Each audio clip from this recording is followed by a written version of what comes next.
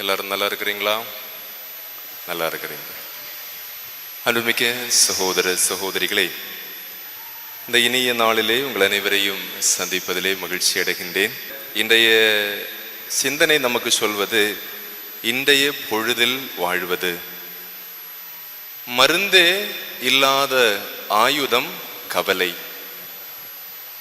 ஒரு சிலருக்கு இப்போது இருக்கக்கூடிய நிலை மாறிவிடக்கூடாது என்பது கவலை. இன்னொரு சிலருக்கு ஒருவேளை இதே நிலையில்தான் நாம் இருந்து விடுவோமோ என்பது கவலை. எனவேதான் சொல்வார்கள், தைரியம்தான் வாழ்க்கை, பயம்தான் மரணம். தைரியம்தான் வாழ்க்கை, பயம்தான் மரணம் என்றால் எதையும் துணிவோடு எதிர்கொள்ளக்கூடிய ஒரு மனப்பக்குவம் ஒவ்வொருவருக்குள்ளேயும் வரவேண்டியது மிக இன்றியமையாதது. எனவேதான் இந்த உலகத்தில் ஏறக்குறைய எல்லா நோய்களுக்கும் மருந்து இருக்கிறது என்றால், மருந்தே இல்லாத ஒரே நோயும் நம்மை வீழ்த்தக்கூடிய ஆக பெரிய ஆயுதமும் கவலையாக இருக்கிறது. அதான் சொல்லுவார்கள், இந்த உலகத்தில் மிகவும் அற்பமானதும் மனிதனால் மதிக்கப்படக்கூடாததுமான ஒன்று இருக்கிறது என்றால் அது கவலை என்று சொல்லுவார்கள். ஆனால் இயல்பாகவே மனிதர்களாகிய நமக்கு பல நேரத்தில் கவலைகள் நம்மை வாட்டுகிறது. இப்பொழுது இங்கு இருந்து கொண்டிருந்தாலும் நம்முடைய எண்ணங்கள் ஊரை சுற்றி உலகை சுற்றி தான் வந்து கொண்டிருக்கிறது என்பது உண்மை. எதிர்காலத்தை பற்றி அச்சம் இருக்கிறது, மக்களை பற்றி அச்சம் இருக்கிறது, வாழ்வை பற்றி அச்சம் இருக்கிறது, தொழிலை பற்றி அச்சம் இருக்கிறது, குடும்பங்களை பற்றி அச்சம் இருக்கிறது. இன்னும் ஒரு சிலருக்கு நாங்கள் நன்றாக இருந்தோம், இன்றைக்கு இந்த நிலைமைக்கு மாறிவிட்டோமே, 4 பேர் சிரிக்கக்கூடிய அளவிற்கு எங்களுடைய வாழ்க்கை மாறிவிட்டதே என்று தங்களுக்குள்ளே முடங்கி போய் இப்பொழுது இருப்பதிலே நிறைவு காணாமலும் தங்களை கடவுள் ஒவ்வொரு நாளும் நடத்துகின்ற அந்த விதத்தில் எந்த அர்த்தமும் காணாமல் இருக்கக்கூடிய சிலர் நம்மிடையே இருக்கின்றோம். எனவேதான் எல்லா நிலைகளிலும் சிரிக்க கற்றுக்கொள்ளுங்கள். இது மிக முக்கியமான ஒன்று. ஒரு சில நேரத்தில் இயல்பாக நமக்கு சிரிப்பு வரவில்லை என்றாலும் நாம் வலிந்து சிரிக்க வேண்டும். நாம் வலிந்து சிரிக்கின்ற பொழுது அது காலப்போக்கிலே இயல்பாக நம்முடைய பெரிய ஒரு ஆயுதமாக சிரிப்பு நமக்கு இருக்கும். ஏனென்றால் சிரிக்க மறந்து போன நாட்களில் நாம் வாழ்ந்து கொண்டிருக்கின்றோம். எதற்காக இந்த உலகத்தில் நாம் சிரிக்க வேண்டும் என்று கேள்வி கேட்கக்கூடிய அளவிற்கு இன்றைக்கு மனிதர்களிடையே அழுத்தங்கள் பெருகி வருவதை நாம் பார்க்கின்றோம். கோபம் பெருகி வருவதை பார்க்கின்றோம். எதற்கெடுத்தாலும் கோபப்படுகின்ற ஒரு மனநிலை. இயலாமையிலே கோபம் வருகிறது, நோயிலே கோபம் வருகிறது, கையறு நிலை, யாரும் எதுவும் செய்ய முடியாத நிலையிலே கோபம் வருகிறது. இவ்வாறு கோபம் வருகின்ற பொழுது ஒன்றை மட்டும் நாம் புரிந்து கொள்ள வேண்டும். இங்கு இருக்கக்கூடிய எல்லாரும் ஒரு கேள்வியை உங்களுக்குள்ளே கேட்க வேண்டும். நீங்கள் கோபப்பட்டதால் என்ன சாதித்தீர்கள்? கோபப்பட்டதால் உங்களுக்கு என்ன கிடைச்சு? என்ன கிடைச்சு? ஆனால் பெருமையா சொல்லும், நான் எல்லாம் பேசினா வேற யாரும் என் முன்னாடி நிற்கவே முடியாது சொல்றமா இல்லையா? வீட்டம்மா சொல்லும், அவர் பயங்கர கோபம், அது பெருமையா சொல்லும், அவர் பயங்கர கோபக்காரரு. இதுலயா பெருமை இருக்குது மனுஷனுக்கு? இதெல்லாம் பெருமையா?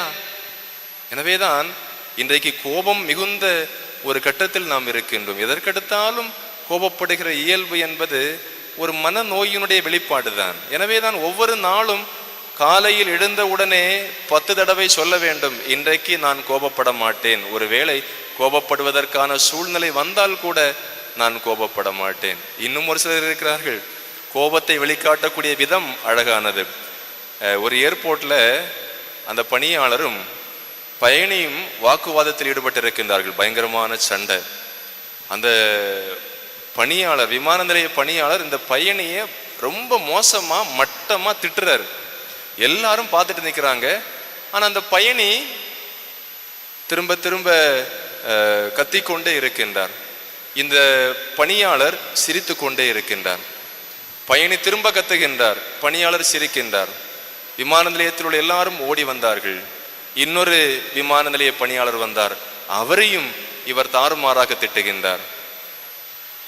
கடைசியிலே இந்த பயணி தன்னுடைய பெட்டி எடுத்துக்கொண்டு போய்விட்டார்.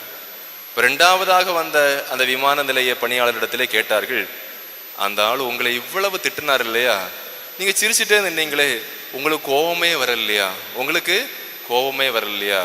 அப்ப அவர் சொன்னாரு, எனக்கு கோபம் வந்தது உண்மைதான், ஆனா அந்த ஆள்கிட்ட நான் கோபப்பட்டு எதுக்கு என்னுடைய நாளை நான் வீணடிக்க வேண்டும், நான் எதுக்கு அவனுக்கு கோபப்பட போறேன் அப்படின்னு.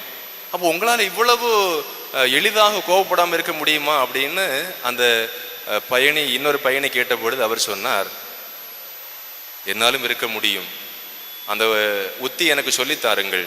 அவர் சொன்னார், வேற ஒன்றும் கிடையாது, அந்த ஆள் இவ்வளவு கத்தினார் இல்லையா, இவ்வளவு சண்டை போட்டார் இல்லையா, போட்டாரு, அவர் ஜப்பானுக்கு போறாரு, அவருடைய பொருட்கள் எல்லாம் அமெரிக்காவுக்கு போயிட்டு இருக்குது. கோபத்தை டீல் செய்யக்கூடிய விதம் வித்தியாசமானது. நாம் ஏன் கத்த வேண்டும்? ஒரு சிலர் இப்படிதான் பழி வாங்கி கொண்டிருக்கிறார்கள். அதாவது நேருக்கு நேர் பேசுவதற்கு பதிலாக அந்த ஆள் ஜப்பானுக்கு போறாரு, அவருக்கு பொருட்கள் எல்லாம் அமெரிக்காவுக்கு போகுது, அவன் அங்க போய் பார்த்துக்கட்டும், நம்ம ஏன் இவங்க இடத்துல மல்லு கட்டுறோம்? எனவேதான் ஒவ்வொரு நொடியையும் மகிழ்ச்சியோடு வாழ்வது என்பது இன்றியமையாதது.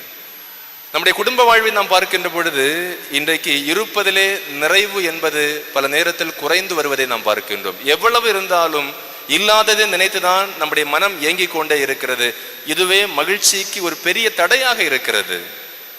பொருளாசையே எல்லா தீமைகளுக்கும் ஆணிவேர் என்பது தீமோத்தேயுவுக்கு எழுதிய முதல் திருமுகத்திலே 6ஆம் அதிகாரம் 10வது வார்த்தையிலே பவுல் சொல்லுகிறார், பொருள் ஆசையே எல்லா தீமைகளுக்கும் ஆணிவேர். இதனால் சிலர் விசுவாசத்தில் நின்று பிறழ்ந்து திரிந்து தங்கள் மேல் துன்பங்களை தாங்களாகவே வருவித்துக் கொண்டார்கள். மகிழ்ச்சியாக வாழ வேண்டிய பலர் பொருள் சேர்க்க வேண்டும் என்கின்ற ஆவலிலே, மற்றவர்களை அடக்கி ஆள வேண்டும் என்கின்ற ஆவலிலே தங்கள் மேல் தங்கள் துன்பத்தை வருவித்து மகிழ்ச்சியை இழந்து போனார்கள்.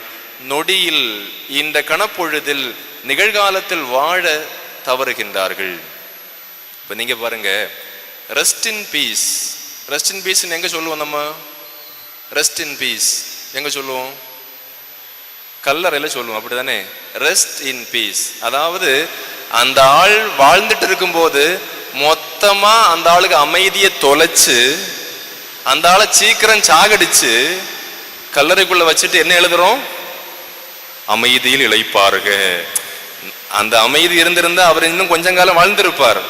ஆனா சீக்கிரம் அந்த மனுஷனை நிம்மதியாவே இருக்க விடாம பிக்கலு பிடுங்கலு நச்சரிப்பு எல்லாம் செய்து அந்த ஆளுக்கு அழுத்தத்தை கொடுத்து சீக்கிரம் சாகடிச்சு கல்லறையில் நாம் என்ன எழுதி வைக்கின்றோம்? அமைதியில் இளைப்பாருங்கள். என்னுடைய வாதம் என்னவென்றால், இன்றைக்கு கல்லறையில் இருப்பவர்களுக்கு அமைதி தேவைப்படுகிறதோ இல்லையோ, வாழ்கின்ற நமக்குத்தான் அமைதி தேவைப்படுகிறது. உண்டா இல்லையா? வாழ்கின்ற நமக்குத்தான் அமைதி தேவை. எத்தனை பேர் சொல்றீங்க லிவ் இன் பீஸ், நீ அமைதியா வாழவே கூடாது, அப்படித்தானே ஏற்பாடுகள் பண்றோம், சூழ்ச்சி செய்கிறோம், அழிப்பதற்கு முயற்சி எடுக்கிறோம். அதாவது செத்த பிறகு உனக்கு அமைதி, ஆனா நீ உயிரோடு இருக்கின்ற பொழுது உனக்கு அமைதி கிடைக்கவே கூடாது என்பதிலே சிலர் கங்கணம் கட்டி கொண்டிருக்கின்றோம். எனவேதான் வாழ்கின்ற பொழுது மற்றவர்களுக்கு அமைதியை கொடுத்து பழக வேண்டும். வாழ்கின்ற பொழுது லிவ் இன் பீஸ், நன்றாக வாழ், நிம்மதியாக தூங்கு என்று நாம் சொல்லி பழக வேண்டும். இந்த உலகத்தில் ஒருவருடைய தூக்கத்தை கெடுப்பது போல பாவம் வேறு ஒன்றும் கிடையாது. ஆனால் நாம் இரவு வேளையில் தான் அலைபேசியிலே போன் செய்து திட்டுவோம், சரிதானே? வீட்டுல சண்டை போடுறது இரவு வேளையில். அப்படி சண்டையை போடுகின்ற பொழுது அந்த நபர்களுடைய தூக்கம் கெட்டு போகிறது. நாம் எப்பொழுதாவது சிந்தித்திருக்கின்றோமா? எனவேதான் நிகழ்காலத்தில் வாழ முடியாததனுடைய ஒரு விஷயம் என்னவென்றால் அமைதி இல்லாத ஒரு நிலை. எனவே இருப்பதில் நிறைவோடு வாழ நாம் கற்றுக்கொள்ள வேண்டும். இரண்டாவது, நிகழ்காலத்தில் வாழ்வதிலே மிக முக்கியமானது நன்றி உணர்வோடு இருப்பது. நன்றி என்பது இன்றைக்கு மற்றவருடைய கடமையாகிவிட்டது. அதாவது நீ எனக்கு செய்யணும், அது உன் கடமை. இந்த ஒரு மனநிலையில் தான் நாம் இருக்கணும். அது உன்னுடைய கடமை, உன்னுடைய பொறுப்பு, நீ செய்து கொள், நீ எனக்கு செய்து கொண்டே இருக்க வேண்டும், நான் செய்ய வேண்டிய தேவையில்லை என்ற ஒரு மனநிலைக்குள்ளே வந்து விட்டோம். எனவேதான் வள்ளுவர் அழகாக சொல்லுவார், என் நன்றி கொண்டார்க்கும் உய்வுண்டாம் உய்வில்லை, செய் நன்றி கொன்ற மகற்கு. அதாவது தாய் தந்தைக்கு செய்யப்படக்கூடிய நன்றி இல்லாத தனம் என்பது துரோகத்திற்கு சமம்.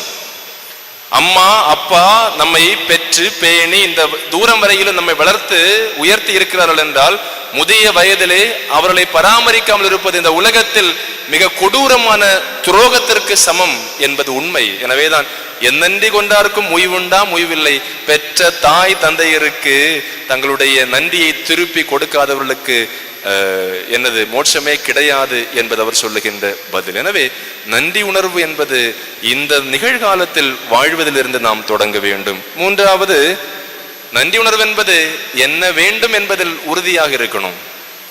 எனக்கு தெரியணும் எனக்கு என்ன வேணும் அப்படின்னு. எப்படி ஒரு டீ கடையில் உங்களை கூட்டிட்டு போறாங்க, கூட்டிட்டு போன பிறகு கேட்கறாங்க உட்கார வச்சுட்டு, ஏம்மா உங்களுக்கு என்ன வேணும், ஏதாவது சொல்லுங்க, டீ வேணுமா காப்பி வேணுமா, எதுவா இருந்தாலும் பரவாயில்ல, அப்படித்தானே சொல்றோம். எனக்கு என்ன வேண்டும் என்று சொல்வதிலே எனக்கு என்ன வேண்டும் என்று எனக்கு தெரியாமலே நான் பல நேரத்தில் வாழ்ந்து கொண்டிருக்கிறேன். அடுத்த ஆள் குடிக்கிறத பார்த்து, சரி பின்ன காப்பி சொல்லுங்க, காப்பியா வேணும், இல்ல இல்ல டீ சொல்லுங்க. இந்த குழப்பம் வந்திருக்கா?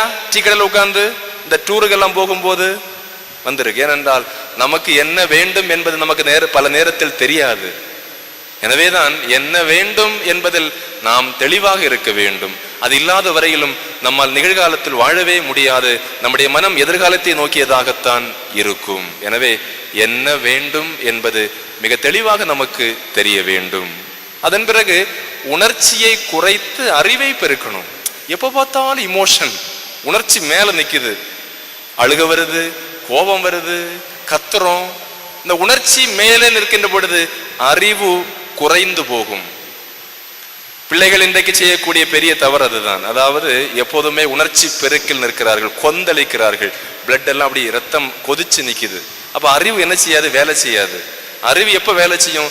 நல்லா அடிபட்டு உட்கார்ந்த பிறகுதான் நான் செய்தது தவறு அப்படின்னு பட்ட பிறகுதான் என்ன செய்யும்? புத்தி தெளிவு. எனவேதான் உணர்ச்சி பெருக்கை கட்டுப்படுத்த வேண்டும், அறிவை பெருக்க வேண்டும், அறிவிற்கு இடம் கொடுக்க வேண்டும். இறுதியாக, கடவுளுக்கு தெரியாமல் நம்முடைய வாழ்க்கையில் எதுவும் நடக்காது என்கின்ற உறுதிப்பாட்டை கொள்கின்ற ஒருவர் இன்றைக்கு வாழ்வார்.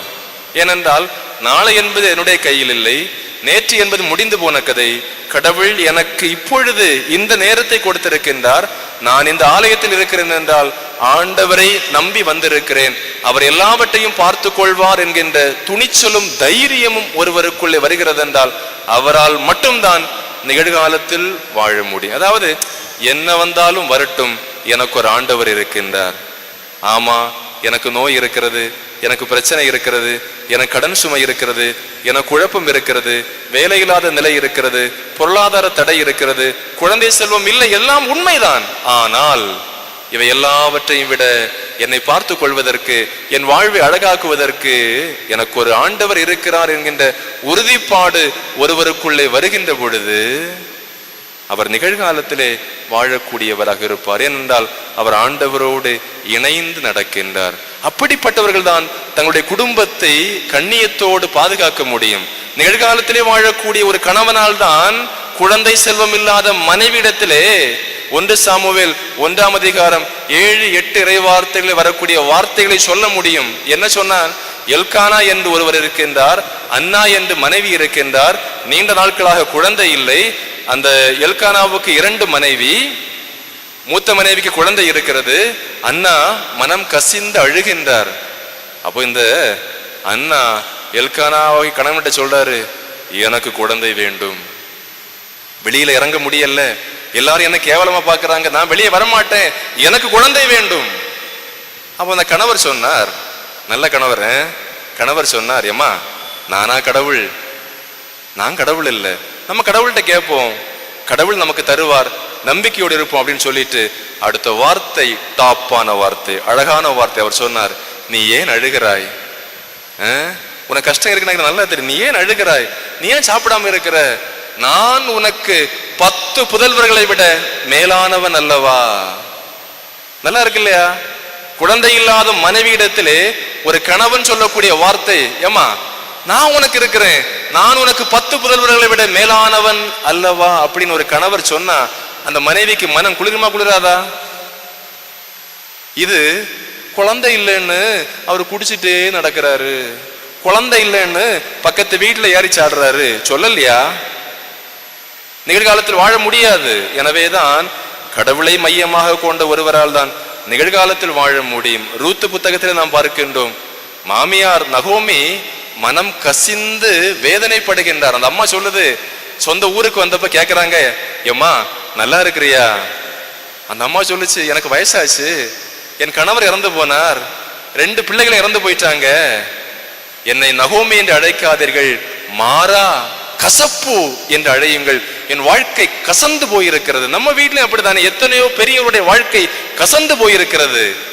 பழைய சூழ்நிலைகளாக இருக்கலாம், கணவனை இழந்த நிலை, மக்களை இழந்த நிலை, ஒரு காலத்தில் நன்றாக வாழ்ந்த குடும்பமாக இருக்கலாம். எப்படியோ எத்தனையோ பெரியவருடைய வாழ்க்கை கசந்து போயிருக்கிறது.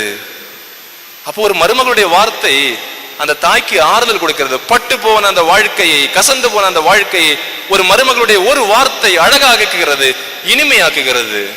அந்த அம்மா சொல்லுது, 2 மருமகளை கூப்பிட்டு, ஏம்மா எனக்கு வயசாச்சு, உங்களை வச்சு என்னால பார்க்க முடியாது, நீங்க போங்க, கணவர் இறந்து போயாச்சு இல்லையா, உங்க கணவரும் இறந்து போயிட்டாங்க, நீங்க போய் உங்க வாழ்க்கையை வாழுங்கள், உங்க அம்மா அப்பா கூட நீங்க சந்தோஷமா இருங்க அப்படின்னு அனுப்பும்போது மூத்த மருமக போயிடுச்சு.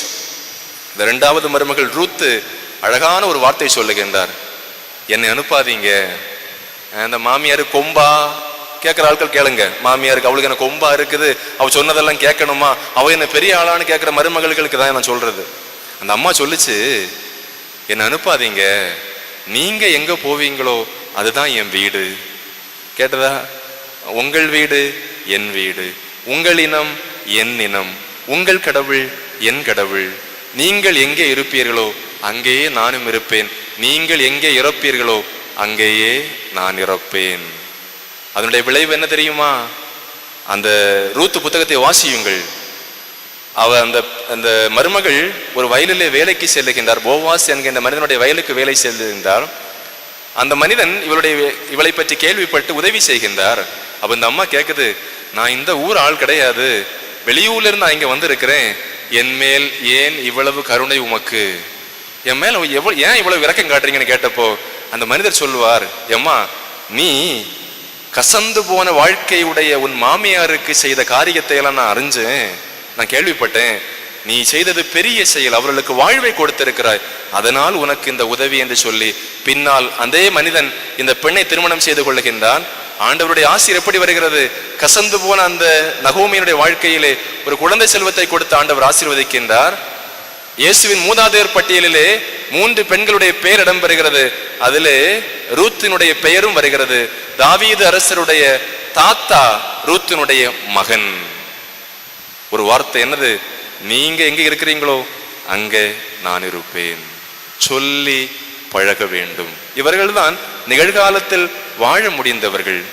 அது மட்டுமல்ல, தொடக்க நூல் 24:67 பார்க்கின்றோம், ஈசாக்கு ஆறுதல் இல்லாமல் இருக்கின்றார்.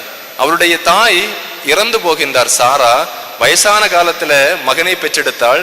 அப்ப கண்டிப்பாக அந்த மகன் அம்மாவுக்கு கூட ரொம்ப அன்போடு அந்யோன்யமாக இருந்திருக்கின்றார். தாய் இறந்த பிறகு வேதனையோடு இருக்கக்கூடிய ஈசாக்கு தன் மனைவி ரெபேக்காளின் வரவினால் ஆறுதல் அடைகிறார். இருக்கக்கூடிய திருமணமான பெண்கள் எத்தனை பேர் உங்கள் கணவனுக்கு ஆறுதலாக இருக்கின்றீர்கள்? எத்தனை பேர் உங்களுடைய கணவனுடைய ஆறுதலை தொலைத்து கொண்டிருக்கின்றீர்கள்? அப்படிப்பட்டவர்கள் நிகழ்காலத்தில் வாழவே முடியாது. எனவேதான் தோபித்து நூலில் நாம் பார்க்கின்றோம், 5ஆம் அதிகாரம் 4வது வார்த்தை, ஒரு தந்தை தன் மகனுக்கு அறிவுரை சொல்லுகின்றார், மகனே, வாழ்நாள் முழுவதும் ஆண்டவரை நினை, பாவம் செய்ய ஒருபோதும் நினையாதே, உன் தாயை மதித்து அவளை போற்றி பாதுகாத்து இறந்தபின் எனக்கு அருகிலே அடக்கம் செய்யென்று ஒரு தந்தை சொல்லுகிறார் என்றால் அந்த தந்தை முன்மாதிரியாக வாழ்ந்திருக்கின்றார். ஒவ்வொரு நாளும் அவர் அன்றைய பொழுதிலே ஆண்டவரோடு வாழ்ந்திருக்கிறார் என்றால் நாம் செய்ய வேண்டியதும் அதுதான். கவலைப்படுவதால் எதுவும் சாதிக்க போவதில்லை, எதுவுமாக போவதில்லை. நீங்க ஒரு முடி வெள்ளை முடியே கருப்பாக்கலாம், ஆனா கருத்த முடியை நீங்க நினைச்சா வெள்ளாக்க முடியாது. அது கூட ஒன்றும் செய்ய முடியாது. நான் சொல்ல வர்றது ஒன்றும் செய்ய முடியாது. ஆனால் கவலைப்படாமல் எல்லாவற்றையும் அவரிடத்திலே கொடுத்து கொண்டு, ஏனென்றால் பேதுரு அழகாக சொல்லுகின்றார், நீங்கள் ஏன் கவலைப்படுகிறீர்கள், உங்கள் மேல் அவர் கவலை கொண்டுள்ளார். சரிதானே? உங்களை குறித்து அவர் கவலை கொண்டுள்ளார். எனவே நீங்கள் கவலைப்பட வேண்டாம். உங்களை முழுவதும் அவரிடத்திலே ஒப்புக் கொடுங்கள், அவர் பார்த்து கொள்வார். அமெரிக்காவிலே T.L. மூடி பைபிள் இன்ஸ்டிடியூட் என்கின்ற ஒரு நிறுவனத்திலே ஒரு இளைஞன் 26 வயதுடையவன் விவிலியத்தை கையிலே வைத்துக் கொண்டு சாட்சி சொல்லுகின்றான். அதாவது கடவுள் ஒரு மனிதனை வழிநடத்தக்கூடிய விதம் அழகானது. சீராக்கின் ஞானம் சொல்லுகிறது 7:28, எல்லாவற்றிலும் உன் முடிவை நினைத்துக்கொள், ஒருபோதும் நீ பாவம் செய்ய மாட்டாய். இப்ப வாழ்க்கை என்பது பழையதை நினைத்து வேதனைப்படுவதாலோ அல்லது வருங்காலத்தை நினைத்து கவலைப்படுவதாலோ அல்ல, அன்றைய நாளை நினைத்து நாம் வாழ்வது. இவன் சாட்சி சொல்லுகின்றான், 24 வயதில் நான் எல்லாவற்றையும் என்னுடைய வாழ்க்கையிலே பெற்றிருந்தேன். நான் என்னுடைய வாழ்க்கையிலே மகிழ்ச்சியாக வாழ்வதற்கு எல்லாம் இருந்தது. ஒரே ஒரு குறை, ஒரு திருமணம் மட்டும். இறுதியிலே ஏறக்குறைய 60 பெண்கள் என்னை திருமணம் செய்ய போட்டி போட்டு கொண்டு வந்தார்கள். நான் அவர்களை வேண்டாம் என்று சொல்லி இருக்கிறேன். ஏனென்றால் இவளல்ல கடவுள் எனக்கென வைத்த பெண், நீ அல்ல கடவுள் எனக்கென வைத்திருக்கக்கூடிய பெண் என்று சொல்லக்கூடிய ஞானம் அவனுக்குள்ளே இருந்தது. அதைத்தானே சாலமோன் ஞானம் அழகாக சொல்கிறது, ஞானத்தோடு வாழ்பவர்கள் மீது கடவுள் அன்பு செலுத்துவதை போல வேறு எதன் மீதும் அவர் அன்பு செலுத்துவதில்லை. இறுதியிலே ஒரு பெண்ணை பார்க்கிறான், அவனுக்கு பிடித்து போனது. வீட்டிலே சொல்லி திருமணம் செய்து கொள்ளுகின்றான். திருமணமான 6வது மாதத்தில் அந்த பெண் சொன்னாள், சார்லஸ், நான் அமெரிக்காவிலிருந்து ஆஸ்திரேலியாவுக்கு பிசினஸ் சம்பந்தமா போனோம். நீ என்னை ஏர்போர்ட்ல கொண்டு விட்டுட்டு திருப்பி நான் வரும்போது வீட்டுக்கு கூட்டிட்டு வரணும் அப்படின்னு சொல்லிட்டு அந்த அம்மா போயிடுச்சு. 6 மாதம் கழித்து அந்த பெண் வருவதாக தகவல் கிடைக்கிறது. இவன் வாகனத்தை எடுக்க செல்லுகின்ற பொழுது அந்த பெண்ணினுடைய தாயார், அந்த மாமியார் சொன்னார், நானும் வாரேன். 2 பேருமாக அந்த விமான நிலையத்திற்கு செல்லுகின்றார்கள். விமான நிலையத்தினுடைய கண்ணாடி திரை வழியாக பார்க்கின்றார்கள். ஆஸ்திரேலியாவிலிருந்து அமெரிக்காவுக்கு வர வேண்டிய விமானம் தரை இறங்குகிறது. விமானத்தினுடைய பின்பக்க கதவு திறக்கப்பட்டது. ஸ்ட்ரெச்சரில் வைத்து ஒரு உடல் கீழே இறக்கப்பட்டது. ஆம்புலன்ஸ் வாகனம் ஒன்று சீறி பாய்ந்து கொண்டு விமானத்தை நோக்கி வந்தது. அவன் நினைச்சான், அமெரிக்காவில் உள்ள யாரோ ஆஸ்திரேலியாவுக்கு வேலைக்கு போன இடத்துல இறந்திருக்கிறாங்க, அவர்கள் உடலை கொண்டு வராங்க அப்படின்னு சொல்லிட்டு இவனுடைய கண்கள் எல்லாம் விமானத்தினுடைய முன்பக்க கதவை நோக்கி இருந்தது. ஒவ்வொரு ஆளும் இறங்க இறங்க அடுத்தவதான் வருவான்னு சொல்லி அந்த விமானத்தினுடைய முன்பக்க கதவையே பார்த்து கொண்டிருந்த பொழுது பக்கத்தில் நின்ற அந்த பெண்ணினுடைய தாயார், அவனுடைய மாமியார் அவனை தட்டி சொன்னாங்க, சார்லஸ், அந்த ஸ்ட்ரெச்சர்ல தொங்குறது அவளுடைய ஹேண்ட்பேக் தானே. சார்லஸ், அந்த ஸ்ட்ரெச்சர்ல தொங்குறது அவளுடைய ஹேண்ட்பேக் தானேன்னு சொன்னப்போ அவன் அங்கே பார்க்கிறான், உண்மையிலே அந்த ஸ்ட்ரெச்சரில் தொங்கினது அவனுடைய மனைவி பயன்படுத்தக்கூடிய கைப்பை. விமானம் தரையிறங்குவதற்கு 1 மணி நேரத்திற்கு முன்னால் விமானத்திலே 24 வயது இளம்பெண் அட்டாக் வந்து இறந்து போனாள். அவன் சொன்னான், என் வாழ்க்கை இதோடு முடிந்து போனது என்று எல்லாரும் சொன்னார்கள். ஆனால் என் கடவுளின் செயல்பாடுகளில் எனக்கு எந்த அவநம்பிக்கையும் இல்லை. ஏனென்றால் என் வாழ்க்கையில் என்ன நடந்தாலும் கடவுளுக்கு தெரியாமல் எதுவும் நடக்காது என்பது என்னுடைய உறுதிப்பாடு என்று சொல்லி இன்றைக்கும் அமெரிக்காவிலே பல இடங்களிலே ஆண்டவர் இயேசுவுக்கு சாட்சியாக சார்லஸ் ஹூப்பர் என்கின்ற இளைஞன் வாழ்ந்து கொண்டிருக்கிறான். என்றால் நமக்கெல்லாம் அவர் விடுக்கின்ற சவால், அன்றாடம் வாழுங்கள், அன்றன்றைக்கு வாழுங்கள், நல்ல வார்த்தைகள் பேசுங்கள், நன்றாக சிரியுங்கள், கருணையோடு பாருங்கள், நம்முடைய மக்களுக்கு ஆறுதல் சொல்லுங்கள், மக்களை பாராட்டுங்கள், அவளோடு நிறைய பேசுங்கள். உரையாடி நீங்கள் பேசக்கூடிய வார்த்தைகள் உங்களுடைய மக்களுடைய இதயங்களை ஆழமாக துளைத்தால் வேற யாரு பேசுறாலும் காதுக்குள்ள போகவே கூடாது. நீங்கள் பேச வேண்டும். தாய் தந்தையர் பேசுகின்ற பொழுது உடைய மக்களுடைய உள்ளங்கள் குளிரும். எனவே இதனுடைய அடிப்படையிலே அன்றாட நம்முடைய வாழ்க்கையை கடவுளோடு வாழ இறைவன் நமக்கு உதவட்டும். ஆமேன்.